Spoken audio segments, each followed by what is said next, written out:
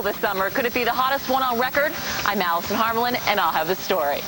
And from paintbrushes to kitchen sinks, people shop Home Depot for all kinds of gadgets, but wait until you hear what this guy found. Next.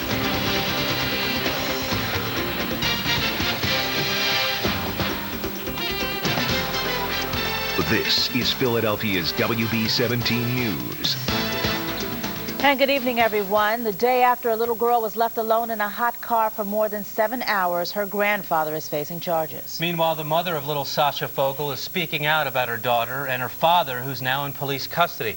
WB17's Tina Kim now live at police headquarters with the story. Tina?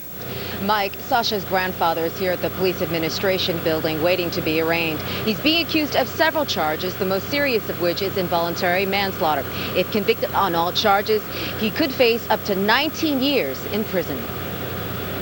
The medical examiner confirmed 2-year-old Sasha Fogel died inside this white Ford yesterday from heat stroke. It is no doubt a tragedy, but her family members insist it was no crime. I need my dad. It was an accident. An accident, says Aisha Howell, Sasha's mother. An act of negligence, say Philadelphia police. Today they arrested Aisha's father, they say, after he forgot Sasha and left her in the back seat of his Ford for nearly 8 hours. Aisha and her family supporters want the charges dropped. It's my baby and my father. My baby's gone, and then they're doing this to my dad. Her father needs her, and she needs her father. He should be home right now. He should not be in no jail cell. 54-year-old Calvin Howell is charged with 2 misdemeanors, reckless endangerment, endangering the welfare of a child, and a felony, involuntary manslaughter. Involuntary manslaughter essentially is recklessly or grossly negligent act which causes the death of someone. Investigators say yesterday Howell drove his wife and Aisha and Sasha from their home starting at 6:40 in the morning. He dropped the 2 women off at a bus stop and should have taken Sasha to the babysitter, but he apparently forgot, going to work at the sanitation department and then briefly to a dealership to make an appointment before returning home. At 2:25 p.m., he found Sasha on the backseat floor of his Ford. A heartbreaking mistake that Sasha's mother has told police she has already forgiven. With all her grief, she wants her father, and her father is her world. Investigators say they measured the temperature inside Calvin Howell's car, and it came in at 100 degrees, and that was done at around 6 p.m. So it's likely, they say, that it was hotter than that when Sasha was inside of it. By the way, police did speak with the babysitter, who apparently did not notify the family when the child did not show up yesterday. Live at the Roundhouse, I'm Tina Kim, Philadelphia's WB17. Back to you, Tony. All right, Tina, thank you very much. Delaware is reporting its first heat-related death of the summer. An 80-year-old woman died from the heat earlier this month. She lived in Wilmington and already had a heart condition. It was more of that searing heat today. You know, we've had more than our share. Kids here at Logan Circle had some help cooling off from the fountain. The kids splashed, adults watched and tried to catch some shade. Even an umbrella for some people didn't do much to shield that person from the scorching temperatures. Meteorologist Steve McLaughlin with more on this heat wave. Steve.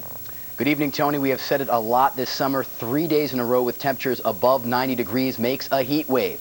We were at 92 on Sunday, 96 yesterday, and today 99 degrees. That ties the all-time record. The last time it was this hot on this date all the way back in 1881, and keep in mind the normal high temperature is 85 degrees. If you are keeping track, we are now up to 36 days where temperatures this year have been above 90 degrees. However, in Philadelphia, we have not yet hit 100.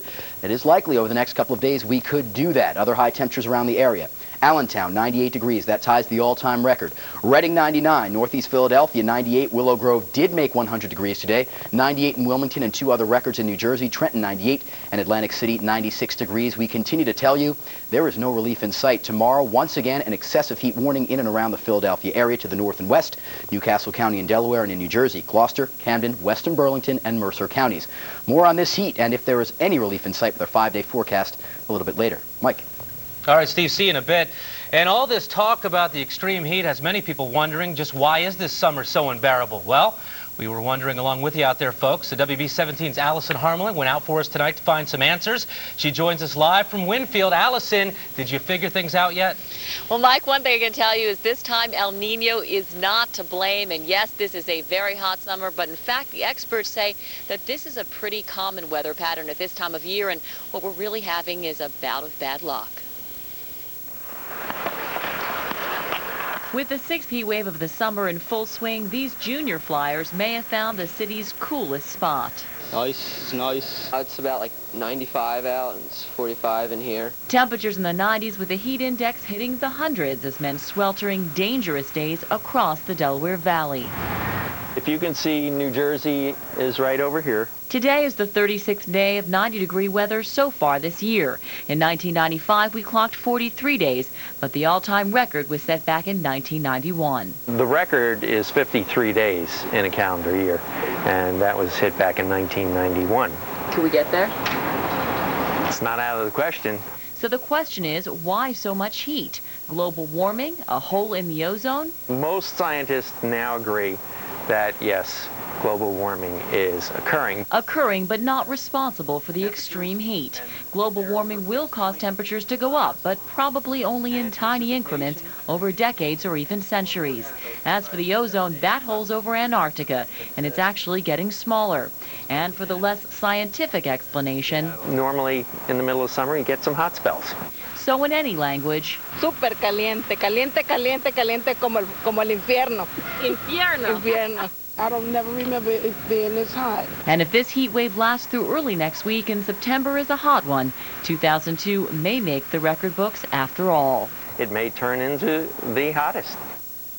And I have some pretty bad news. The National Weather Service believes that this hot spell will last through the end of the weekend. So the only thing I can say tonight is try to keep cool, drink your water, and think about taking up ice skating. Live in Winfield, Allison Harmel in Philadelphia's WB17. Mike. All right, so we have to remember August is hot, right? Thank you, Allison. Appreciate all that research. Well, the search is on for the suspect who shot a Deptford Township police officer. Investigators are looking for 21-year-old Lamar Wyatt. He's accused of shooting Police Sergeant Stephen Cummer yesterday. The 35-year-old officer was treated for a graze wound to his left ear. Investigators say Wyatt disarmed Sergeant Cummer after a chase that ended at the Winona Gardens apartments yesterday. Then he managed to get away.